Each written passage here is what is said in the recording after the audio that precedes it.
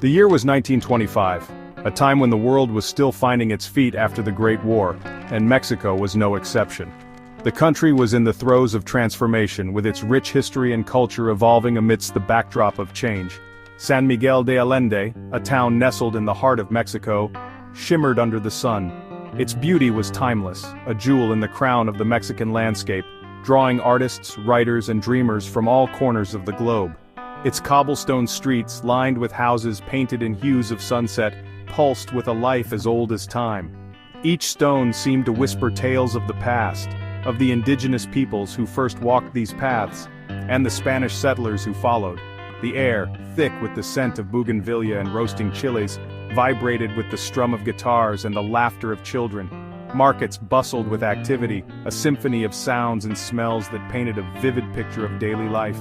This was a place where the past and present danced together, where every corner held a story whispered on the wind. The town was a living museum, where history was not just remembered but lived and breathed by its inhabitants. The heart of San Miguel beat strongest in its plaza, a vibrant tapestry woven from the threads of daily life. Here the community gathered, celebrated, and mourned together, their lives intertwined in a rich cultural fabric. Here, under the watchful gaze of ancient jacaranda trees, women in brightly colored rebozos haggled over baskets of mangoes and limes. Their voices, a melodic blend of negotiation and camaraderie, filled the air with a sense of community and tradition. Men, their faces weathered by sun and toil, gathered to share gossip and sips of tequila.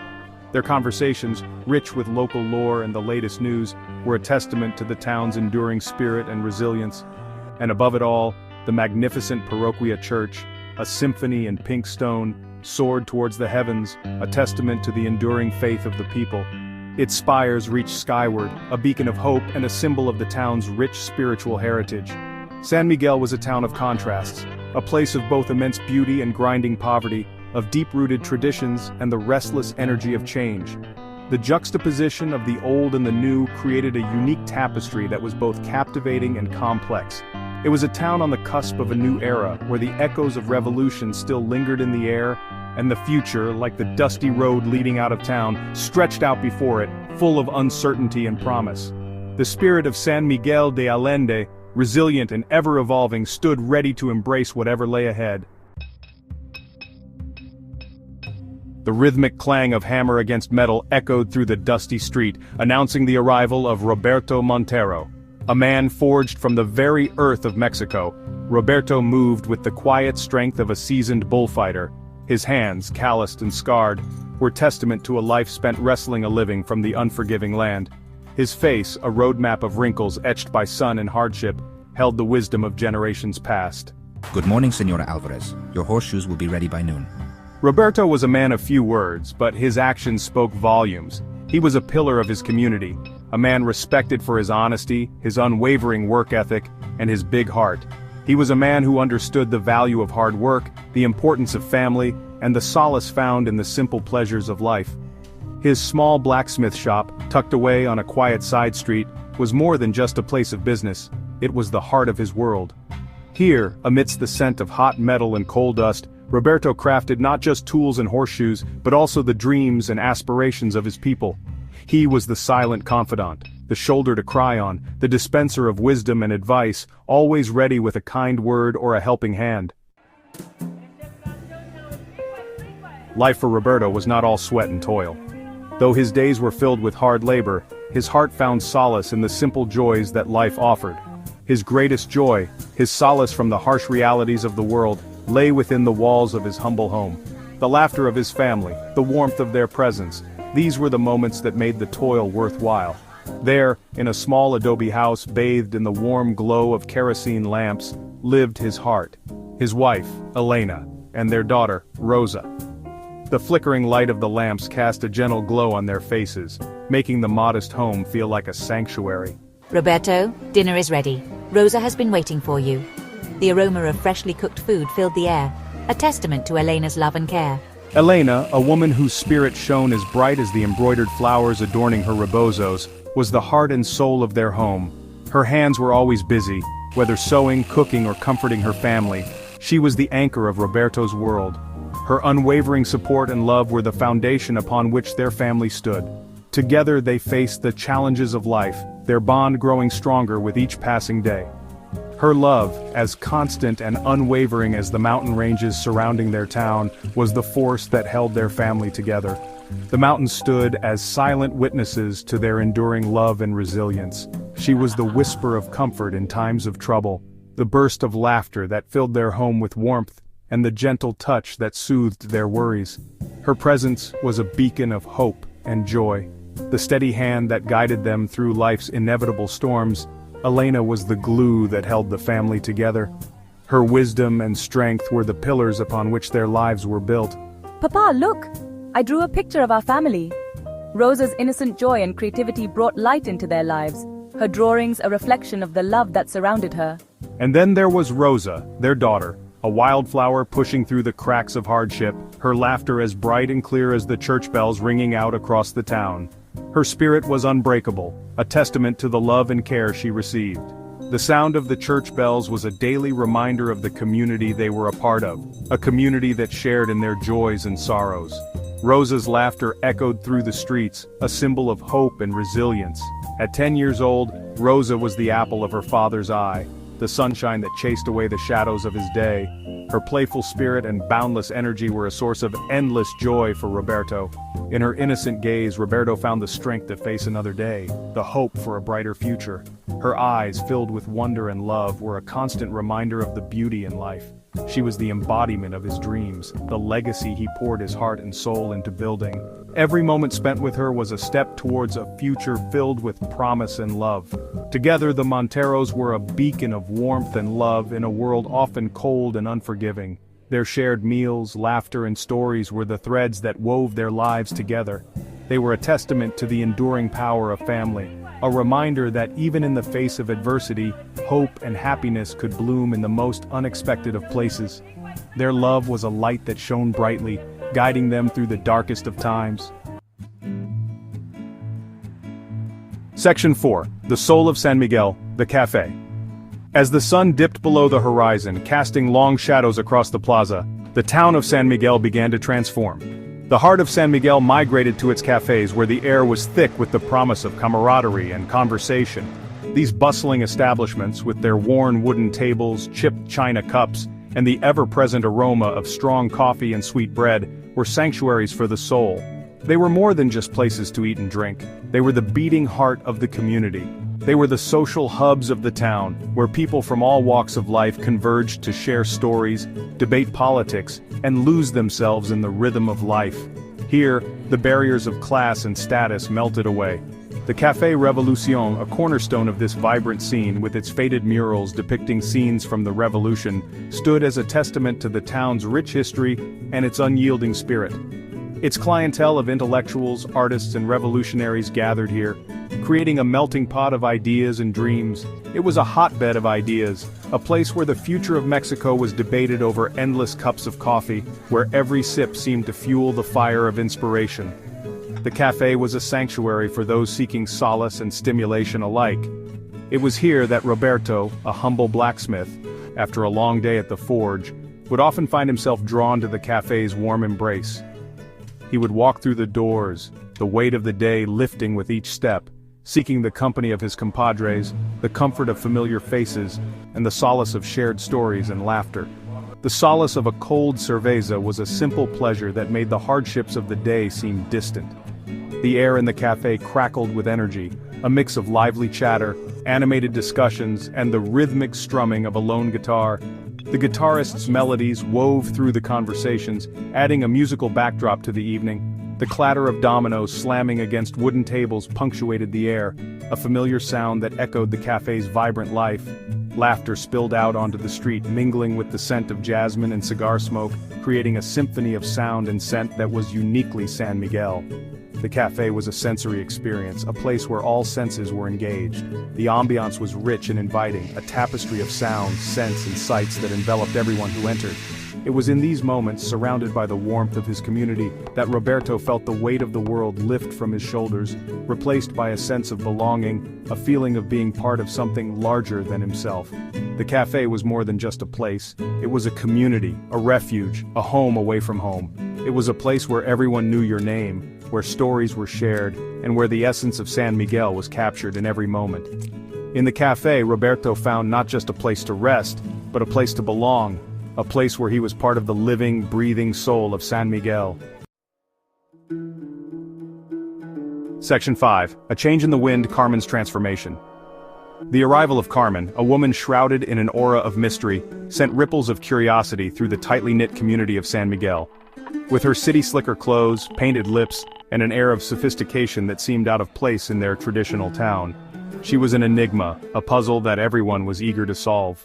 I wasted no time in establishing myself, transforming a dilapidated cantina into El Cielo, a luxurious nightclub that promised an escape from the ordinary. Its doors, flung open to a world hungry for excitement, revealed an interior that shimmered with a sensuality that set tongues wagging. Gone were the rough wooden tables and flickering oil lamps, replaced by plush velvet booths, sparkling chandeliers, and a gramophone that spun melodies that set hearts racing. The people of San Miguel, accustomed to the simple pleasures of their traditional life, flocked to El Cielo, drawn by the allure of the forbidden, the promise of a night dipped in champagne and moonlight. They watched, mesmerized, as Carmen, a vision in silk and sequins, moved through the throng, her laughter like the tinkling of distant bells. But beneath the surface of glamour and gaiety, whispers circulated like wildfire. Who was this Carmen? Where did she come from? And what secrets lay hidden beneath her captivating smile? The air hung heavy in the courtroom, thick with the scent of sweat and nervous anticipation. The room was filled with an almost palpable tension, as if the very walls were closing in, suffocating those within. Every creak of the wooden benches, every rustle of fabric seemed amplified in the oppressive silence. The spectators, a mix of townsfolk and curious onlookers, sat on the edge of their seats, their eyes fixed on the drama unfolding before them. Roberto sat in the dock, his face etched with a deep furrow of despair. His once proud shoulders now slumped, weighed down by the burden of the accusations against him. He could feel the eyes of the courtroom boring into him, judging him, condemning him without a second thought. The whispers and murmurs of the crowd only served to deepen his sense of isolation and hopelessness. Each false word uttered by the paid witness pierced his heart like a shard of glass. The lies were like poison, seeping into his soul and eroding his spirit. He wanted to scream, to shout the truth, but his voice felt trapped in his throat, choked by the weight of the deceit. The witness, a man he had never seen before, spoke with such conviction that even Roberto began to doubt his own memories. His gaze, once bright with hope, had dimmed considerably, replaced by a dull ache of betrayal. The spark that had once lit up his eyes was now extinguished, leaving behind a hollow shell of the man he used to be. He felt as though he was drowning in a sea of lies, each wave pulling him further and further from the shore of truth. He looked out at the sea of faces, searching for a glimmer of recognition, a flicker of doubt in the accusations leveled against him. But all he saw were blank stares and hardened expressions. The people he had once called friends now looked at him with suspicion and disdain. It was as if they had already made up their minds, and nothing he could say or do would change their verdict. His gaze fell upon the impassive face of the judge, his features hardened by years of dispensing justice, or at least the illusion of it. The judge's eyes were cold and unfeeling, like those of a statue. Roberto wondered if this man had ever known compassion, or if he had long since traded it for the rigid adherence to the letter of the law. The gavel in his hand seemed more like a weapon than a tool of justice. The jury, a motley collection of townsfolk, listened with rapt attention, their faces betraying a mixture of curiosity and morbid fascination. Some leaned forward, eager to catch every word, while others sat back, arms crossed, their expressions skeptical. Roberto could see the wheels turning in their minds as they weighed the evidence and the lies, trying to piece together a narrative that made sense. The weight of their judgment pressed down on Roberto, suffocating him with its intensity. It was as if the very air had turned to lead, making it difficult to breathe. He could feel the walls closing in, the room growing smaller with each passing second. The pressure was unbearable, and he felt as though he might collapse under its weight. A low murmur rippled through the crowd as the witness recounted a fabricated tale of Roberto's supposed transgression. The story was so outlandish, so far removed from the truth, that it was almost laughable. Yet, the crowd hung on every word, their imaginations running wild with the possibilities. Roberto could see the doubt and suspicion growing in their eyes, and he knew that the truth no longer mattered. Each lie chipped away at Roberto's spirit, leaving him feeling utterly powerless and alone. He felt as though he was trapped in a nightmare, unable to wake up. The walls of the courtroom seemed to close in around him, the faces of the spectators blurring into a sea of judgment and condemnation. He was a man adrift, lost in a storm of lies and deceit. A wave of nausea washed over him, and he gripped the edge of the wooden bench, his knuckles white with strain. The room seemed to spin around him, the faces of the jury and the judge merging into a dizzying blur. He closed his eyes, trying to steady himself, but the feeling of vertigo only grew stronger. He felt as though he might be sick, the bile rising in his throat. His mind raced, desperately seeking a way to break free from the web of deceit that ensnared him. He thought of his family, his friends, the life he had built for himself. He couldn't let it all be destroyed by a pack of lies. He had to find a way to prove his innocence, to show the world the truth. But as he looked around the courtroom, he realized that the odds were stacked against him. The truth was a fragile thing, easily overshadowed by the weight of lies. The judge's gavel cracked, momentarily silencing the whispers that snaked through the courtroom. The sound echoed through the room, a stark reminder of the gravity of the situation. The air was thick with tension, each person present acutely aware of the high stakes involved. The courtroom, with its wooden benches and high ceilings, seemed to hold its breath, waiting for the next move in this intricate dance of justice and deception. Among the sea of unfamiliar faces, Roberto noticed a flicker of unease in the eyes of a few. These were not just random spectators. They were members of his community, people he had known for years. The unease in their eyes was a reflection of the doubt that had begun to creep into their minds. It was a small victory, but in this battle for his life, every small victory counted. A young woman, her brow furrowed with concern, met his gaze for a fleeting moment before quickly averting her eyes. She was someone he recognized, a neighbor perhaps, or a friend of a friend. Her momentary glance was filled with a mixture of fear and sympathy, a silent acknowledgement of the injustice unfolding before her. It was a brief connection, but it gave Roberto a glimmer of hope. An elderly man, his weathered face etched with years of hard living, shook his head slightly, a subtle gesture of disbelief. This man had seen many things in his lifetime, but the spectacle before him seemed to defy all reason.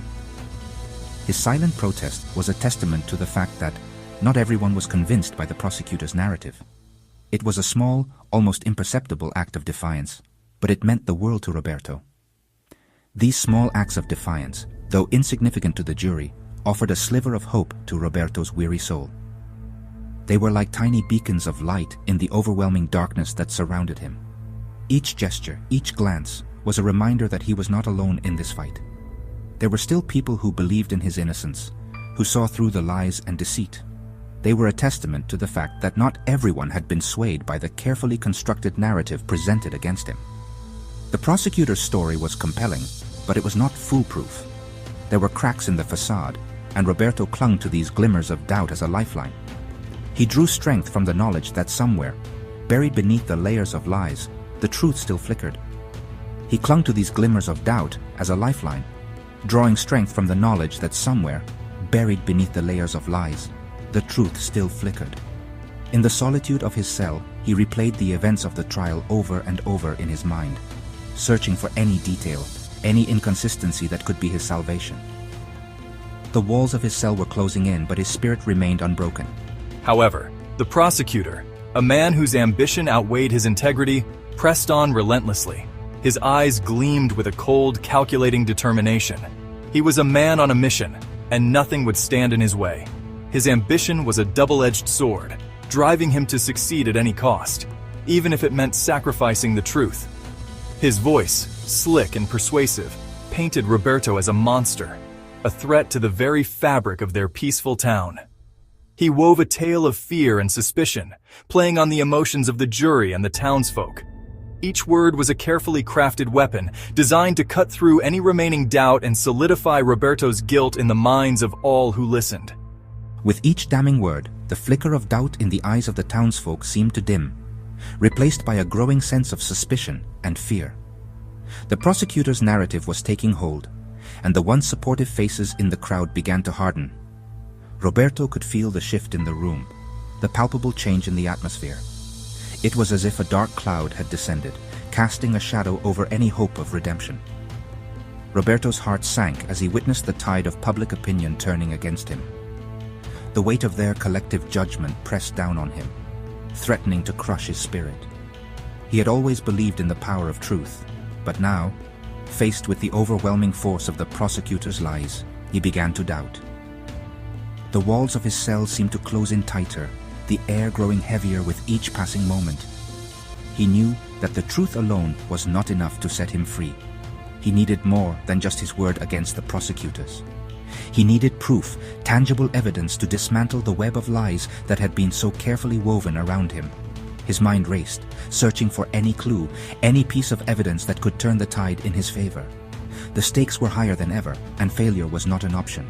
He needed proof, tangible evidence to dismantle the web of lies that had been so carefully woven around him. He pored over old letters and documents, searching for anything that could serve as a lifeline. Each piece of paper was a potential key to his freedom, a chance to expose the truth and reclaim his life. The task was daunting, but Roberto was determined. He would not go down without a fight. But from where, trapped within the confines of his cell, could he possibly find it? The walls of his prison were not just physical barriers. They were a symbol of the immense challenge he faced. Yet even in the darkest moments, Roberto held onto a sliver of hope. He believed that somewhere, somehow, the truth would prevail. It was this belief that kept him going, fueling his determination to fight for his freedom, no matter the odds. Miles away, oblivious to the drama unfolding in the courtroom, Carmen found herself imprisoned in a different kind of cell. Her world was one of opulence and grandeur, yet it felt more confining than any prison bars could ever be. Her luxurious apartment overlooking the bustling city felt more like a gilded cage than a home. The view from her window, though breathtaking, was a constant reminder of the world she was no longer a part of. The opulence that surrounded her, the fine silks, the exquisite art pieces, the constant parade of servants catering to her every whim, did little to alleviate the growing sense of emptiness that gnawed at her soul. Each piece of art, each luxurious fabric, seemed to mock her, reminding her of the life she had chosen and the sacrifices she had made. She had everything she had ever desired: wealth, status, and the man she thought she loved. But these material possessions, once symbols of her success, now felt like chains binding her to a life that was not truly hers. Yet, a persistent unease lingered beneath the surface of her seemingly perfect life. It was a feeling she couldn't shake, a constant reminder that something was missing, that she was incomplete. The memory of Roberto's love, genuine and pure, haunted her thoughts, casting a shadow over her gilded existence. His laughter, his touch, the way he made her feel alive, all these memories were now bittersweet reminders of what she had lost. The city lights twinkled outside her window, a dazzling display that failed to penetrate the gloom that had settled in her heart. Each light, each flicker, seemed to mock her, highlighting the stark contrast between the vibrant city and her own desolate soul. She longed for the simplicity of their life in the village, for the warmth of Roberto's touch, the sound of his laughter. The village, with its simple joys and genuine connections, felt like a distant dream, a paradise lost. Here, in this cold and impersonal city, she felt utterly alone, adrift in a sea of strangers. The bustling streets, filled with people going about their lives, only served to deepen her sense of isolation. The face that stared back at her from the mirror was that of a stranger. The vibrant young woman she once was had been replaced by someone she barely recognized. Gone was the vibrant young woman, full of life and laughter. In her place stood a shadow of her former self, a woman weighed down by the choices she had made. In her place stood a pale and somber reflection, her eyes dulled with unspoken regret. The life she had once dreamed of had become a nightmare, a gilded cage from which there seemed no escape. The weight of her choices pressed down on her, a constant reminder of the price she had paid for her so-called perfect life.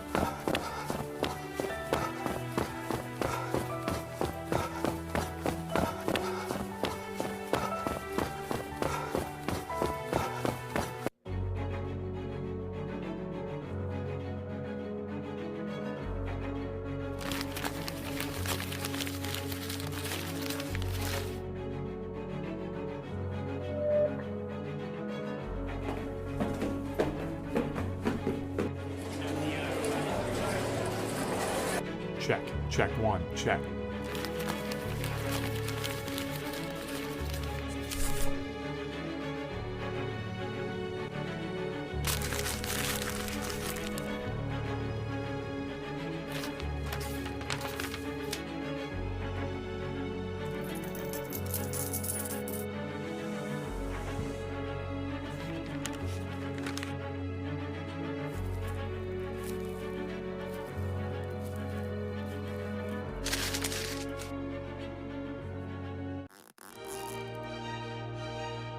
Roberto ran his fingers along the worn leather of Pietro's satchel, feeling the history embedded in its every crease and scar. This satchel had been through countless adventures, each mark a testament to Pietro's relentless pursuit of justice and truth. His eyes, reflecting the flickering candlelight, held a mix of grief and determination.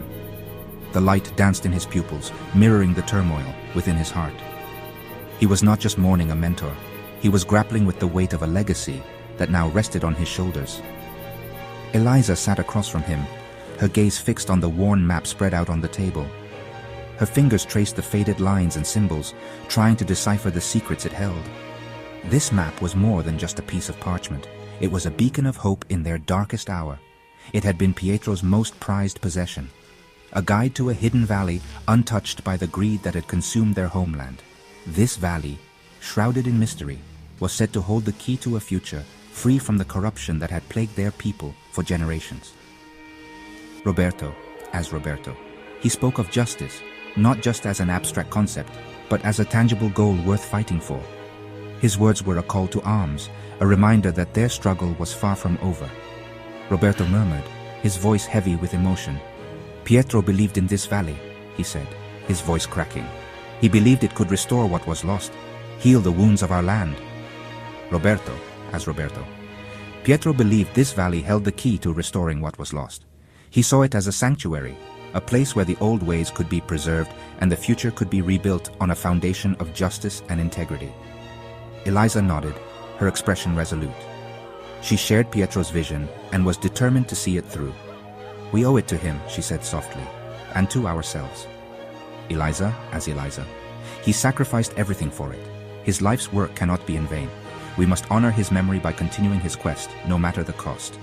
They were bound by a shared loss, their lives intertwined by Pietro's sudden and tragic demise. His death had left a void, but it had also forged a bond between them, a bond that would drive them forward.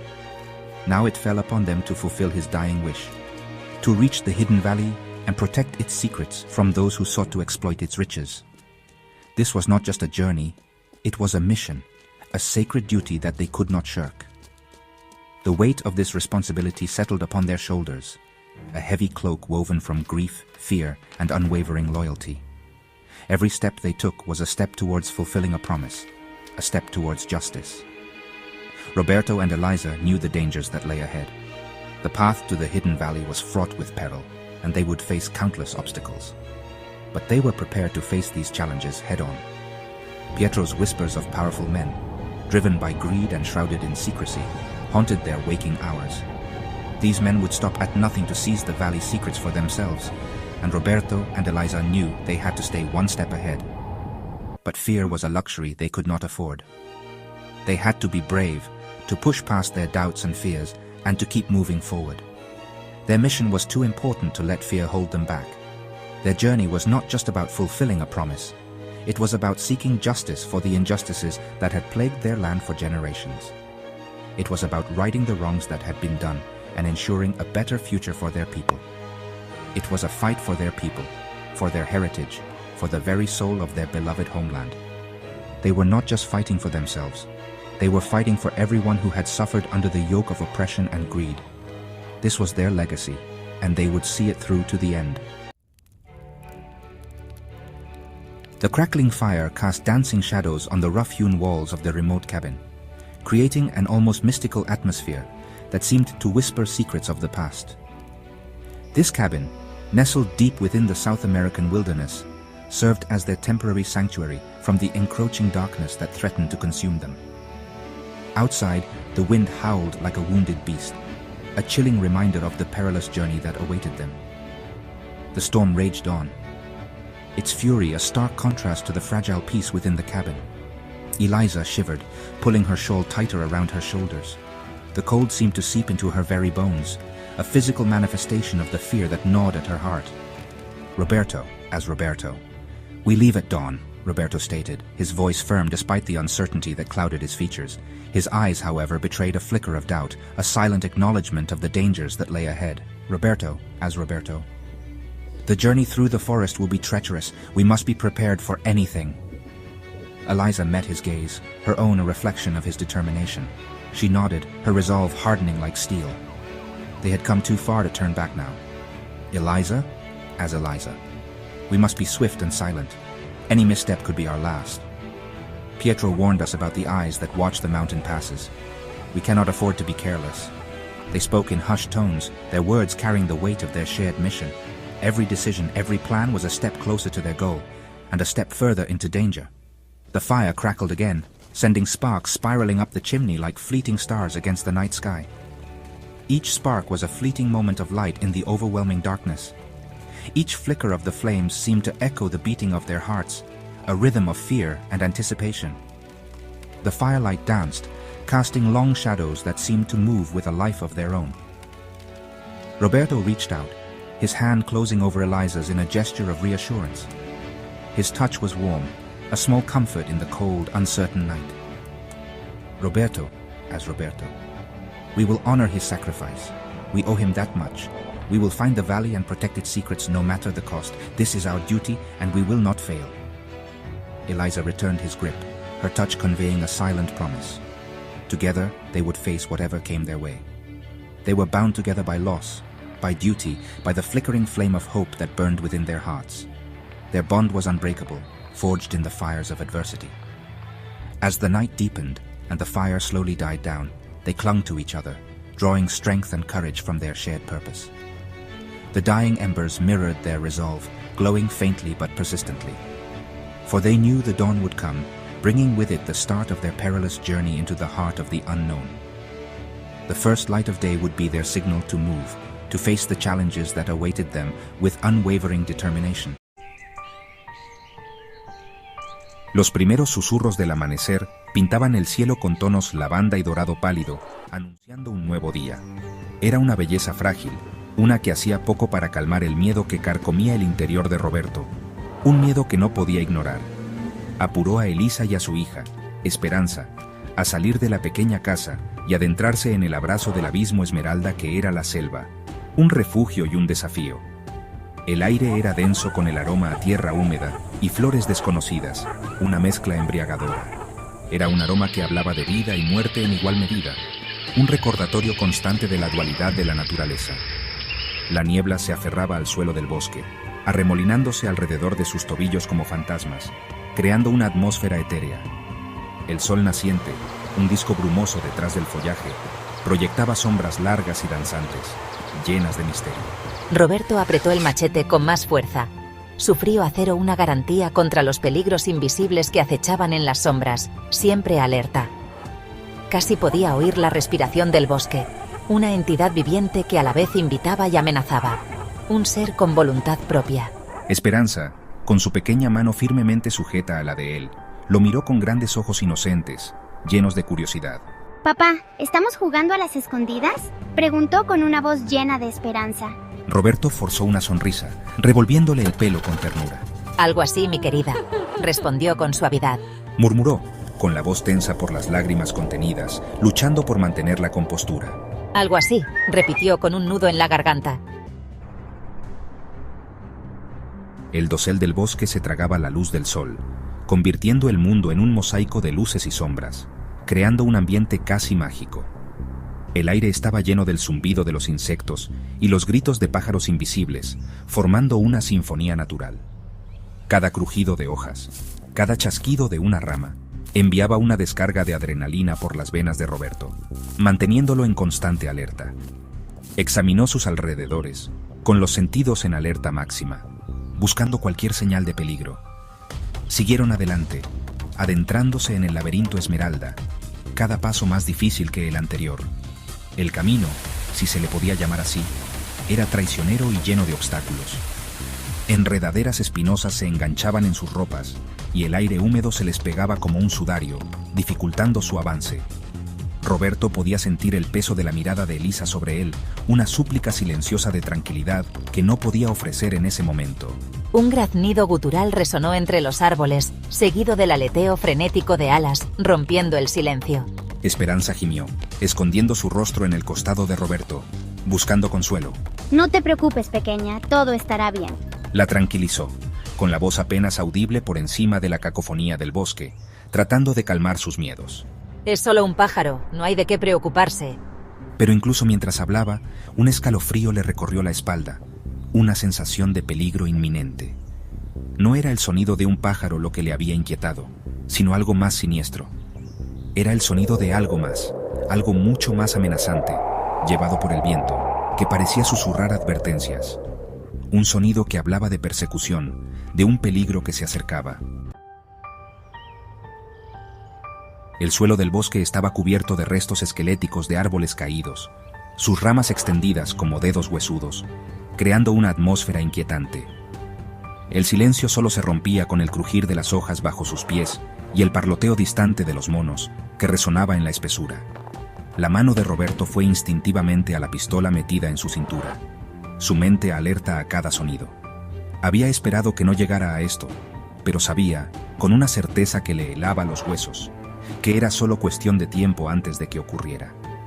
El aire se volvió pesado, la humedad opresiva un presagio de la tormenta que se avecinaba, cargada de electricidad. El sol, ahora un recuerdo borroso, detrás de la densa copa de los árboles, proyectaba un brillo misterioso, casi fosforescente, en el suelo del bosque, creando sombras inquietantes. Roberto se detuvo, con la mano levantada, indicando a Elisa y Esperanza que se detuvieran y guardaran silencio. Podía oírlo de nuevo, débil pero inconfundible, el sonido que temía. El ruido rítmico de botas sobre la tierra húmeda, acercándose cada vez más. Los estaban siguiendo. No estaba seguro de cuántos eran, pero por el sonido de sus pesadas botas, podía decir que no eran viajeros comunes, sino algo más peligroso. Estos eran hombres que se movían con una facilidad práctica. Sus pasos revelaban una familiaridad con el terreno implacable, como si fueran parte del mismo bosque. Cazadores. Y los estaban cazando a ellos, sin piedad ni descanso. Mientras la familia continúa su peligroso viaje, las sombras se ciernen sobre el sendero, un recordatorio constante del peligro que los sigue. Elisa, haz S1. Roberto, tenemos que seguir moviéndonos. La selva es densa, pero aún podrían encontrarnos. Young daughter, haz S2. Mamá, tengo miedo. ¿Qué pasa si nos atrapan? La familia sigue adelante. Cada crujido en las hojas les produce un escalofrío. Gangster 1, haz S4. Tenemos que separarnos. No pueden haber ido lejos. Gangster 2, haz S5. Sí, mantengan los ojos abiertos. Don Miguel no estará contento si los perdemos. Las voces de los gángsters resuenan por el bosque, un escalofriante recordatorio de la implacable persecución. La tensión aumenta a medida que la familia se encuentra atrapada entre el cazador y la presa. Elisa, haz S1. Roberto, tenemos que encontrar un lugar para escondernos. Se están acercando. Young daughter, haz S2. Papá, estoy cansada. No puedo correr más. Roberto mira a su alrededor desesperadamente, su mente buscando una solución. El matador, haz S3. Están cerca. Puedo sentirlo. Sigan moviéndose. No podemos dejar que escapen. Gangster 1, haz S4. Por allá creo que vi algo. Gangster 2, haz S5. Vamos, no podemos dejar que se escapen esta vez. Con el peligro acechando por todos lados, la esperanza de la familia pende de un hilo. La selva se volvía más densa, con cada paso adentrándose más en lo desconocido. Roberto lideraba el camino, con los ojos buscando cualquier señal de peligro. Elisa lo seguía de cerca, sosteniendo la mano de su hija con fuerza. Roberto, ¿estás seguro de que este es el camino correcto? Mami, tengo miedo. Roberto se giró para tranquilizarlas, su voz calmada pero firme. Roberto, confíen en mí, tenemos que seguir moviéndonos. Es la única forma de estar a salvo. Está bien, pero necesitamos encontrar refugio antes del anochecer. La familia siguió adelante. Las sombras de los árboles se alargaban a medida que el sol comenzaba a ponerse. Al doblar una curva en el sendero, se encontraron cara a cara con el matador. El temible gángster estaba allí, bloqueando su camino, con una sonrisa amenazante en su rostro. Bueno, miren a quién tenemos aquí. Pensaron que podían escapar, ¿verdad? Aléjate, no queremos problemas. Roberto dio un paso al frente, protegiendo a su familia con su cuerpo. Roberto, déjanos ir, el matador. Esta no es tu pelea. Oh, pero sí lo es. Verás, a don Miguel no le gustan los cabos sueltos. La tensión se podía cortar con un cuchillo mientras la familia se preparaba para lo que viniera después. De repente, una ráfaga de luz iluminó la selva. El alquimista, un viejo aliado, había llegado con un brebaje que podría cambiar el rumbo de la batalla. ¿Qué demonios es eso? Es una especie de fuego. Retrocedan. El alquimista lanzó un frasco, y las llamas estallaron, creando una barrera entre la familia y sus perseguidores. Esta es nuestra oportunidad, corran. Papá, rápido. Con los gángsters momentáneamente distraídos, Roberto y su familia corrieron, el fuego del alquimista iluminando su camino hacia la seguridad. La familia llegó a la base de una montaña empinada. El único camino a seguir era hacia arriba, hacia lo desconocido. Tenemos que escalar. Es nuestra única esperanza. Tengo miedo, mami. No quiero caerme. Roberto se arrodilló, mirando a su hija a los ojos. Roberto, puedes hacerlo. Todos podemos. Solo agárrate fuerte y sígueme. Con determinación en sus corazones, comenzaron su ascenso. Cada paso los acercaba más a la libertad y los alejaba de los peligros que los perseguían. The year is 1925. South America slumbers, a tapestry woven from vibrant cultures and ancient whispers. The Andes stand tall, their peaks piercing the heavens. Below, valleys stretch out like emerald ribbons, cradling sleepy villages and bustling cities. This is a land of stark contrasts, scorching deserts and lush rainforests, bustling marketplaces and silent ruins. Life moves at a different pace here, governed by the rhythms of nature and the echoes of tradition. The air thrums with the promise of adventure, but danger lurks in the shadows.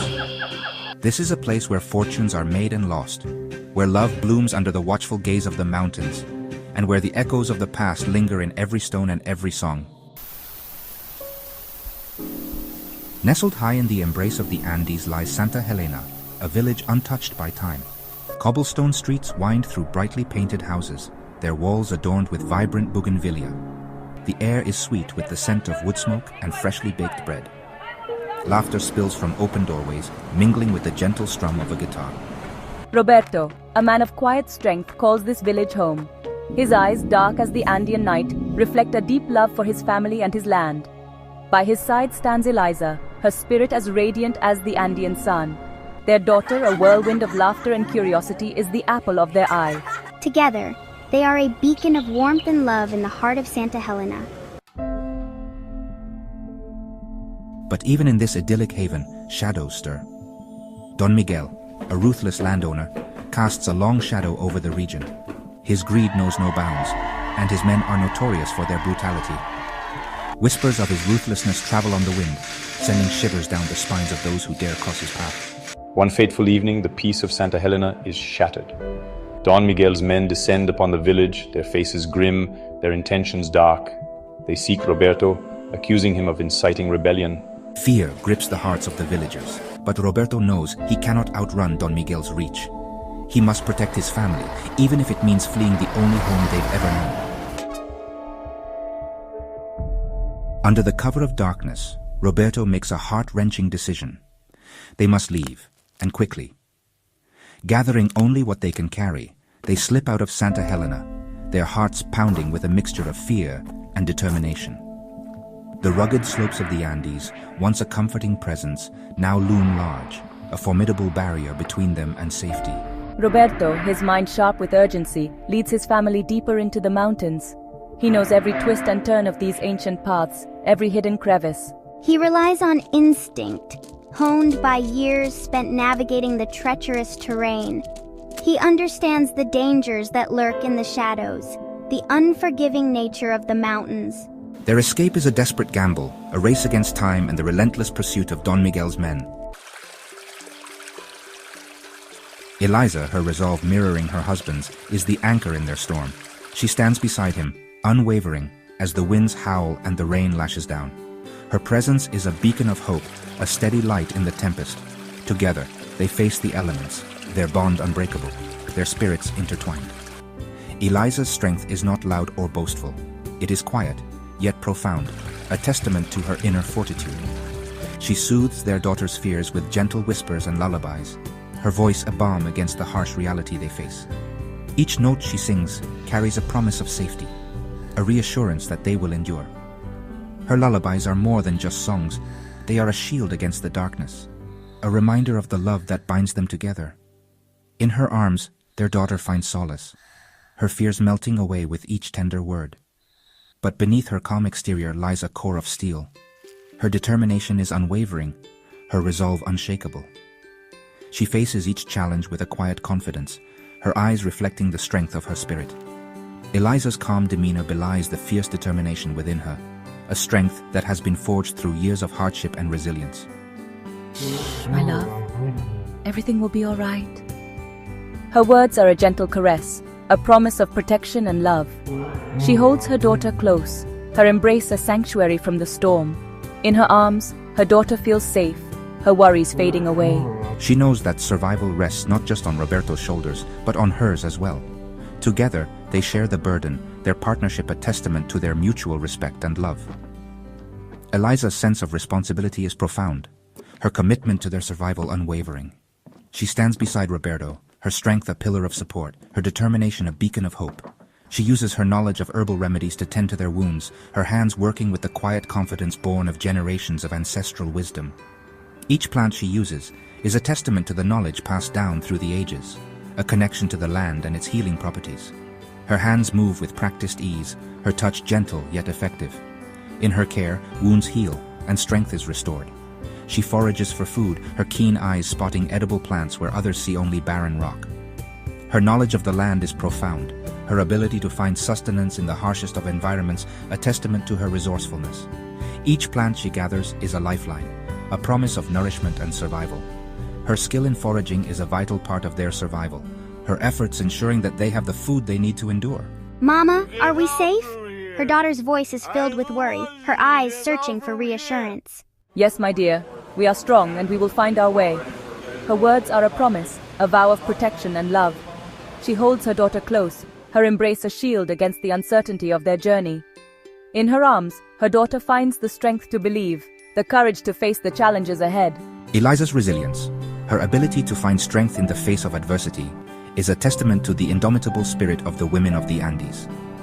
Her journey is one of courage and determination, a story of quiet strength and unwavering resolve. Eliza embodies the spirit of her ancestors, her strength a beacon of hope and inspiration. In her, we see the power of resilience, the beauty of a spirit that refuses to be broken. As they journey deeper into the mountains, the path becomes steeper and more challenging. Each step forward is a testament to their resilience and determination. The memory of their life in Santa Helena becomes a source of strength, a beacon of hope, guiding them through the rugged terrain.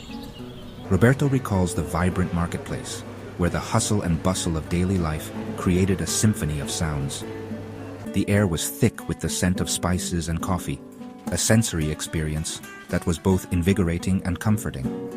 He remembers the laughter of children playing in the plaza, their carefree joy a stark contrast to the challenges they now face. Their joyous shrieks echoing through the narrow streets, a melody of innocence and happiness that lingers in his mind. I missed those evenings on our doorstep, watching the sunset. The sky would transform into a canvas of colors, each hue more breathtaking than the last. Eliza treasures the memory of evenings spent on their doorstep, where time seemed to stand still, and the worries of the world melted away. The setting sun painting the sky in a riot of colors, a daily spectacle that never ceased to amaze them. She can almost feel the warmth of their neighbors' smiles, the sense of community that made Santa Helena feel like home. Hear the comforting strum of a guitar as a familiar melody filled the air, a tune that spoke of love, loss, and hope. These memories, bittersweet though they may be, fueled their determination to survive, to keep moving forward despite the hardships. They are driven by the hope of finding a place where they can once again experience such simple joys, a place where laughter can echo once more. Deep in the heart of the mountains, they encounter Antonio, a grizzled old prospector with a heart of gold. Antonio knows the mountains like the back of his hand. His knowledge gleaned from years spent exploring its hidden trails and treacherous peaks. He has seen the darkness that men are capable of, but he has also witnessed extraordinary acts of courage and kindness. You folks look like you could use some help. Come, I know a safe place. Recognizing the desperation in their eyes, he offers them shelter and his protection. He guides them through treacherous passes and hidden valleys, his knowledge of the terrain proving invaluable. Antonio becomes their guardian angel, leading them further away from Don Miguel's grasp, towards a glimmer of hope in the face of despair. But danger is never far behind. The forest, once a place of refuge, now feels like a labyrinth of threats. Don Miguel's men are relentless in their pursuit, their eyes scanning every shadow, every movement. Driven by their master's greed and their own cruelty, they show no signs of slowing down. The sound of hoofbeats echoes through the canyons, a haunting reminder of the danger that follows. A constant reminder that their escape is far from over and the stakes are higher than ever. Roberto, his senses on high alert, listens intently to the forest's whispers. He teaches Eliza and their daughter to recognize the telltale signs of danger, the subtle shifts in the environment, the snap of a twig, a sound that could mean life or death, the distant cry of a hawk signaling the presence of intruders. Roberto, did you hear that? The tension in the air is palpable. Each sunrise brings a renewed sense of urgency, a reminder that time is running out. Each sunset a desperate hope that they have evaded capture for another day, a brief respite in their harrowing journey. The chase is a deadly game of cat and mouse, testing their courage, their resourcefulness, and their will to survive. It also tests the strength of their bond, as they rely on each other for support and strength. Papa, are we going to be okay? The innocence in her voice is heart-wrenching. Stay close, darling. We'll keep you safe. His words are a promise, a shield against the fear that threatens to overwhelm them. As Roberto, Eliza, and their daughter disappear into the vastness of the Andes, the mountains become both their sanctuary and their challenge. One question hangs heavy in the air. Will they outrun their pursuers and find freedom? Or will Don Miguel's grasp finally tighten around them? The answer lies in the heart of the Andes, where every step could be their last, and every shadow could hide their doom.